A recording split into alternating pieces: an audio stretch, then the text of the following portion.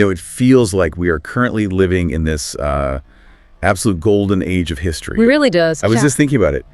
The sheer access we have now is incredible. Archives that were locked away in, I don't know, London or Lisbon, they're all digitized. Right, you can pull up a map from the 1600s on your phone. Exactly, from your couch. Yeah. It feels like the truth of the past is just finally democratized. Yeah. Just sitting there waiting for us to download it. It's an incredibly seductive feeling, isn't it? This golden age of access. It feels so empowering. But here's the catch, and it's really the core of the source material we're looking at today. Okay. Access does not equal understanding.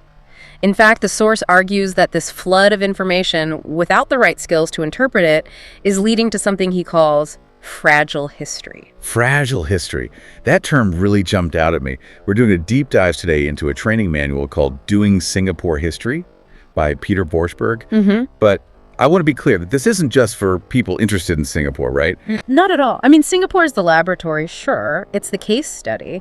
But the actual content, it's a masterclass in critical thinking. It's about how to handle information in an age of, AI and just overload. The thing that grabbed me right away was this distinction he makes between history as a story you memorize and history as a skill of judgment. Exactly. And most of us were trained in the first way. What year did this happen? Who signed that? Right. It's a retrieval task. Yeah. If you know the fact, you pass the test. Borschberg says that isn't history.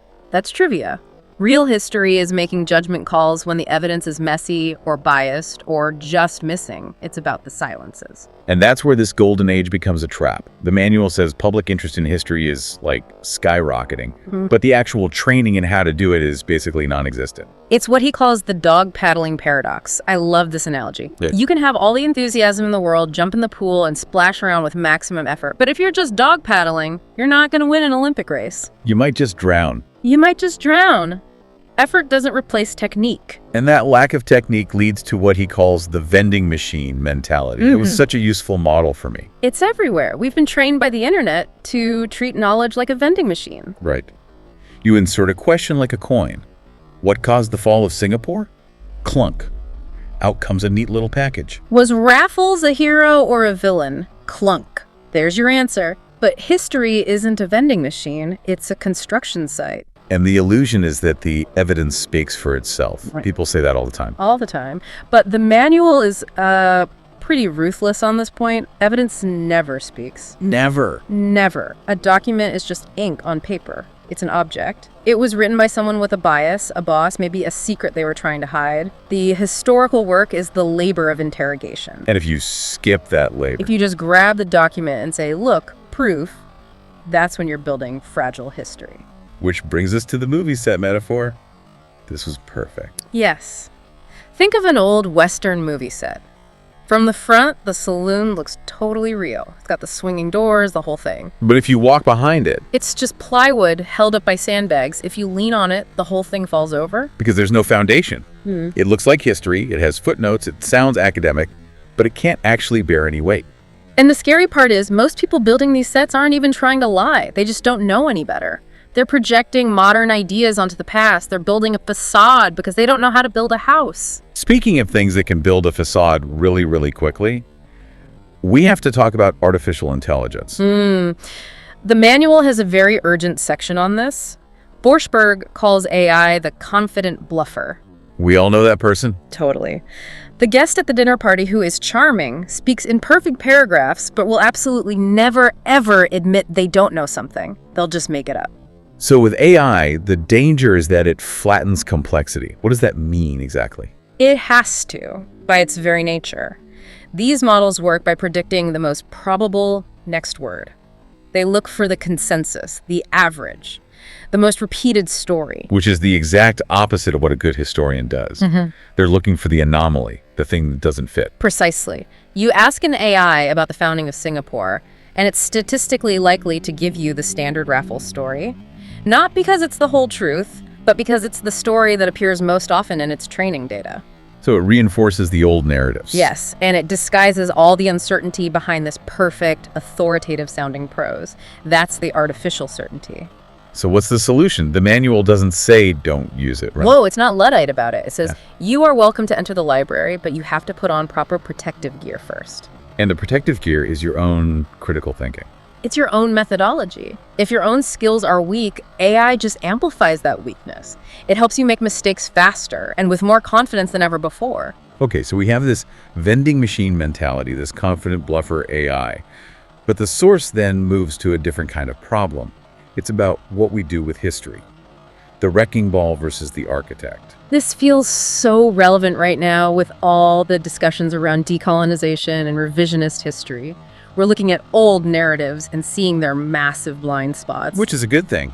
The manual says that critique is often totally justified. Oh, absolutely. But Borschberg calls the dynamic asymmetrical. It is much, much easier to swing an intellectual wrecking ball. Just find a flaw in an old argument and smash it. Right. It feels good. It feels like progress. I've dismantled the lie. But the quote that really stuck with me is, you cannot just live in an intellectual pile of rubble. You have to build something. You need a structure. And being an architect is infinitely harder than being on the demolition crew. It requires that slow, boring, archival work. And there's a specific danger here that he calls the template trap. I feel like I see this online all the time. It's rampant. The template trap is when you import a ready-made theory from somewhere else and just sort of paste it onto your subject. Like taking a concept that works perfectly for, say, North America and just forcing it onto Southeast Asia. Exactly. He uses examples like plantation economy or settler colonialism. These are powerful, valid frameworks in certain contexts, but if you just superimpose plantation economy on, say, pre-colonial Singapore, Which was a maritime trading port. right, it doesn't fit the evidence. You're forcing the data to fit your theory, not the other way around. It's an intellectual shortcut. So critique isn't enough. You have to do the construction. Which I guess brings us to the laboratory itself. Why Singapore?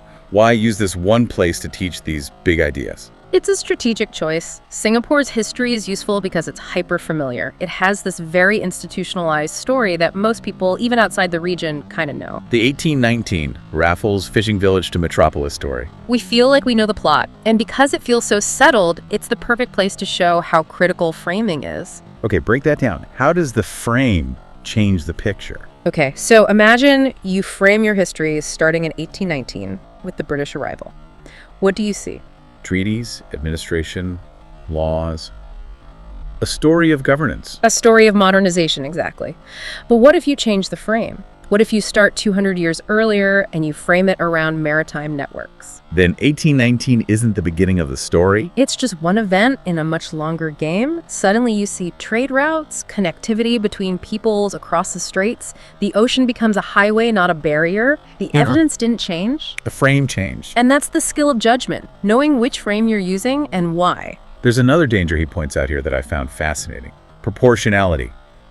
The error of possibility becoming proof. Ah, yes. The bane of internet history. I see this in alternative history shows all the time. They start with could it be, and by the end of the hour, they're talking about it like it's a proven fact. It's that exact mechanism. Let's say you find a map from the 1600s and it marks an island. That proves recognition. Someone knew it was there. But it doesn't prove they controlled it. Correct. But if you're trying to build a narrative of a grand ancient empire, you might be tempted to inflate that tiny mention into proof of political control. You're asking the evidence to bear more weight than it can hold. Back to the movie set. Building a palace out of a single brick. So let's try to land this plane. For everyone listening who isn't writing a PhD thesis, what's the takeaway? The manual ends with these 5 commitments of responsible history. This is the ethical code, really. Borschberg says historians and really anyone who deals with information are stewards. We have a civic responsibility. Let's run through them. Number 1 is accuracy. Which sounds obvious, but it means accuracy grounded in evidence, not just repetition. Just because a story has been told 1,000 times doesn't make it true. Number 2 is my favorite. Transparency. This is the antidote to the confident bluffer. Trust comes from admitting what you don't know. If the records are missing, you say the records are missing. Don't hide the gaps to make the story cleaner. Reality is jagged. Transparency is about leaving those jagged edges visible. Number 3, accessibility. Which is what we try to do here. You have to translate complex ideas, but, and this is the key phrase, without simplification to the point of falsification. That is a great line. You can't dumb it down so much it becomes a lie. You can't strip out all the nuance just for a catchy soundbite. Number 4, proportionality. Avoid sensationalism. Don't let one dramatic event, a riot, or a scandal represent an entire century. Keep things in perspective. And number 5, construction. We're back to the architect. Don't just tear things down. If you're going to challenge an old story, you owe the public a better, more robust story to replace it. It's a code of conduct for thinking, really. It's not just about the past. Not at all. It's about judgment under constraint.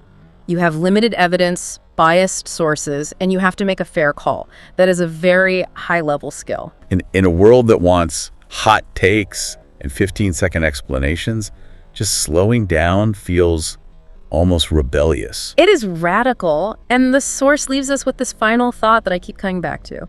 Confusion and uncertainty are not signs of failure. That's so counterintuitive. If I'm confused, I feel like I'm doing something wrong. No, if you're confused, it means you are finally grappling with the actual complexity of the evidence. It's a sign that learning is happening. So if everything feels clear and simple, You probably just bought the answer from the vending machine. so sitting with the doubt, that's the real work. In a world of artificial certainty, the most radical intellectual thing you can do is just sit with your doubt.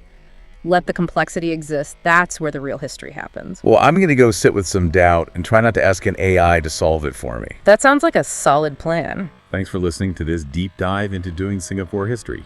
See you in the next deep dive.